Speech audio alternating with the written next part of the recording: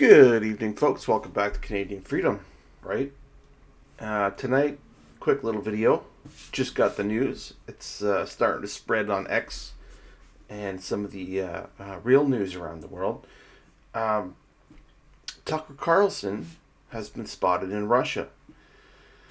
Now, the left, obviously, they're going to call him a far-right extremist who meets with a fascist Putin, and he's a Putin sympathizer and all this nonsense.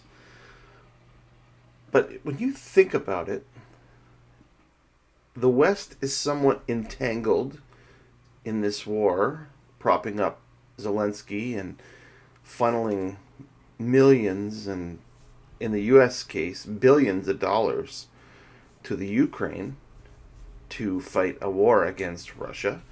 Now, we've heard propaganda videos like crazy from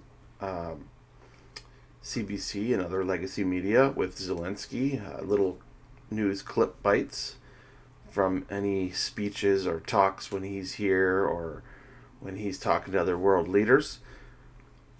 But that's all censored and formed in a package for you for what they want you to hear. Now, one thing about Tucker is he's not paid now by any media outlet. He's doing it all on his own. And he plans to sit down and interview this man, Putin. He's also reached out to Zelensky. Now, with the amount of money being poured into this and the fact that this war could potentially change alliances, trade partners, basically changed the whole geopolitical sphere for decades. Maybe it would be nice to actually hear Vladimir Putin and what he has to say about the war, unedited, uncensored. Same with Zelensky. Both should be asked tough questions. But of course, we'll never get that from mainstream media. So, if you're like me, you want to hear what Tucker Carlson will ask Vladimir Putin. But let's listen to his little clip, basically informing us that he's in Moscow and this is his plan. Have a listen. We're in Moscow tonight. We're here to interview the president of Russia, Vladimir Putin. We'll be doing that soon. There are risks to conducting an interview like this, obviously, so we've thought about it carefully over many months. Here's why we're doing it. First, because it's our job. We're in journalism. Our duty is to inform people. 2 years into a war that's reshaping the entire world, most Americans are not informed. They have no real idea what's happening in this region, here in Russia or 600 miles away in Ukraine. But they should know. They're paying for much of it in ways they might not fully yet perceive. The war in Ukraine is a human disaster. It's left hundreds of thousands of people dead, an entire generation of young Ukrainians, and it's depopulated the largest country in Europe. But the long-term effects are even more profound.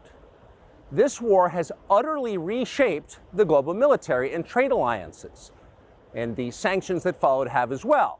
And in total, they have upended the world economy. The post-World War II economic order, the system that guaranteed prosperity in the West for more than 80 years, is coming apart very fast, and along with it, the dominance of the US dollar. These are not small changes. They are history-altering developments. They will define the lives of our grandchildren. Most of the world understands this perfectly well. They can see it. Ask anyone in Asia or the Middle East what the future looks like. And yet the populations of the English-speaking countries seem mostly unaware. They think that as nothing has really changed. And they think that because no one has told them the truth.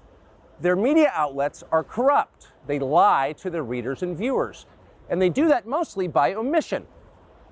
For example, since the day the war in Ukraine began, American media outlets have spoken to scores of people from Ukraine, and they've done scores of interviews with Ukrainian President Zelensky. We ourselves have put in a request for an interview with Zelensky, and we hope he accepts. But the interviews he's already done in the United States are not traditional interviews. They are fawning pep sessions specifically designed to amplify Zelensky's demand that the U.S. enter more deeply into a war in Eastern Europe and pay for it. That is not journalism. It is government propaganda. Propaganda of the ugliest kind, the kind that kills people. At the same time, our politicians and media outlets have been doing this, promoting a foreign leader like he's a new consumer brand. Not a single Western journalist has bothered to interview the president of the other country involved in this conflict, Vladimir Putin. Most Americans have no idea why Putin invaded Ukraine or what his goals are now. They've never heard his voice. That's wrong. Americans have a right to know all they can about a war they're implicated in, and we have the right to tell them about it because we are Americans too. Freedom of speech is our birthright. We were born with the right to say what we believe. That right cannot be taken away no matter who is in the White House. But they're trying anyway. Almost 3 years ago, the Biden administration illegally spied on our text messages and then leaked the contents to their servants in the news media. They did this in order to stop a Putin interview that we were planning. Last month, we're pretty certain they did exactly the same thing once again, but this time we came to Moscow anyway. We are not here because we love Vladimir Putin. We are here because we love the United States, and we want it to remain prosperous and free. We paid for this trip ourselves. We took no money from any government or group, nor are we charging people to see the interview. It is not behind a paywall. Anyone can watch the entire thing, shot live to tape and unedited, on our website, tuckercarlson.com. Elon Musk, to his great credit, has promised not to suppress or block this interview once we post it on his platform, X, and we're grateful for that.